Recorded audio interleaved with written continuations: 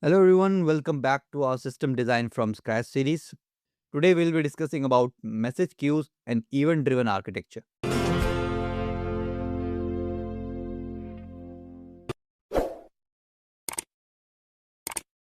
So we are solving a very critical problem within our system. When we build our system, we face one problem, the tight coupling between our services.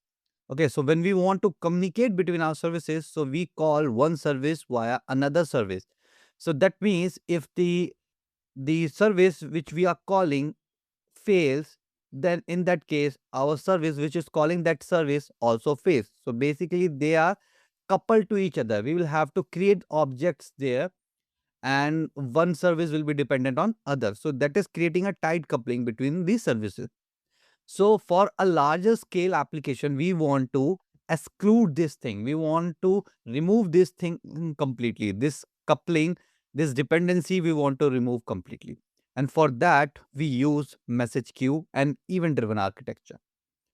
So let's quickly understand the problem with the synchronous system. So we have a user which hits service A, and then service A is calling service B, and then service B is calling service C. This is a synchronous flow. Each service here waits for the next one. So now imagine service B is slow and service C is down. Then in that case, what will happen? The entire request is delayed or maybe failed. So this creates high latency, cascading failure, and poor user experience. So in that case, we call it tight coupling. Each service depends on another. A message queue is a system that stores messages temporarily and allows services to process them asynchronously. So now service A will not directly call service B. Service A will send message, queue will store it, and then service B will process it later. This removes a direct dependency. Let's quickly understand what is producer consumer model. Producer, as the name says, basically produce something, and consumer which is consuming something. So the producer is which sends the message. Queue, we know it store messages in a queue form, and then we have consumer which basically process the message. So in this flow, producer sends the message in the queue stores that message, and the consumer process that message. In this case, the producer is not waiting for consumer. Okay, it just sent the message in the queue and the job is done. Now it's the responsibility of consumer to listen to that message and process it. So this makes system asynchronous. So if you are not clear what is synchronous and asynchronous flow will be in this case. So for example, user places an order. So in the synchronous flow, it will wait for payment, it will wait for inventory check, and then it will wait for notification as well. But in asynchronous flow, your order will be placed instantly and the payment related process will be handled in the background and notification sent later. So in that case, user get the fast response. Now let's understand the event driven architecture. Event driven architecture says instead of calling services directly, system communicate using events.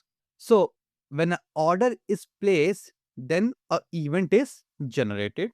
Then payment service listens to it, notification service also listens to it, inventory service also listens to it. So I'm taking example of an e-cart application. So you can put a e-commerce platform in your mind whenever I'm giving example. So most of the time I'm giving example from the e-commerce platform because that is the majorly we all used it. Like for example, Flipkart and Amazon. So we'll be able to understand it very easily. Okay, so when your order is placed, so an event is generated in the event-driven architecture, and payment, notification, inventory service listen to that event. Okay, so you generated only the one event, which is generated by the order service. That order is placed. Okay, now this architecture is publish subscribe model. We call it publish subscribe model or pub sub model as well, because one service is publishing an event and the other services are listening, or you can say subscribing to that event. So what is the benefit of this model? We are having loose coupling here, easy scalability. When we are not dependent, one service is not dependent on other service, so we can scale it easily, and independent service obviously. Now comes the message ordering. For at first glance, you might think messages should always process in the same order they were sent. But in distributed system, it is not that straightforward. So let's take a real world example. In a banking system, user performs two action, adding 1,000 rupees and then withdrawing 500 rupees. Now, if these messages are processed out of order, what happens? Withdraw happened first, balance might go negative, then deposit happen, balance becomes wrong. So in system like banking, order matters a lot. But now think about other system like social media. You like a post, you view a post, you scroll the feed.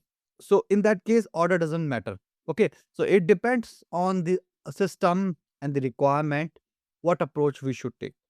Because if you go for stick ordering, you are processing messages one by one and your throughput becomes slow. And you will apply parallel processing, then your system will automatically become faster, but order may break. Now, in the messaging environment, a delivery guarantee plays an important role because network can fail, consumer can crash, queue can also restart. So we define something called delivery guarantees. So what if messages get lost? Because in distributed system, network can fail, consumer can crash, and queue can restart as well. So we defined something called delivery guarantees. So there are three scenarios. First is at most once, then at least once, and then exactly one. So for at most one, message is sent once. If something fails, message is gone forever. For example, logging system analytics event. But in at least once, message is guaranteed to be delivered because it may be delivered multiple times. This is very common. Like example, payment retries, order processing. So system ensure I will not lose your message, right? But duplication can happen.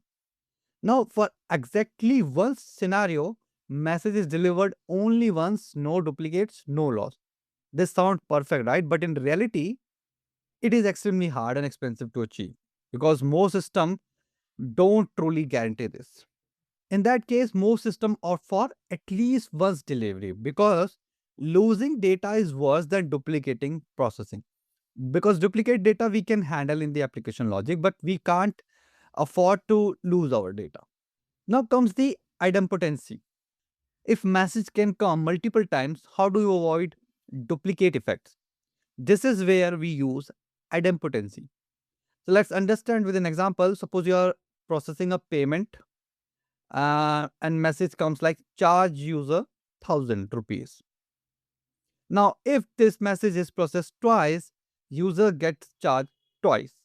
Okay. So this is not the correct behavior we expect or our user expect from the system. So what we do, we make the operation idempotent, meaning if same message is processed multiple times, result remains same.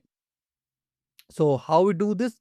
We use something like transaction ID, order ID, unique request ID. Before processing, check if the this is already processed. If yes, then ignore. Okay. So in that case, the system becomes safe. So duplicates are allowed, but their effect should be controlled. Now comes the failure handling. So failure handling is very important in every system. So what happens if something fails in the messaging?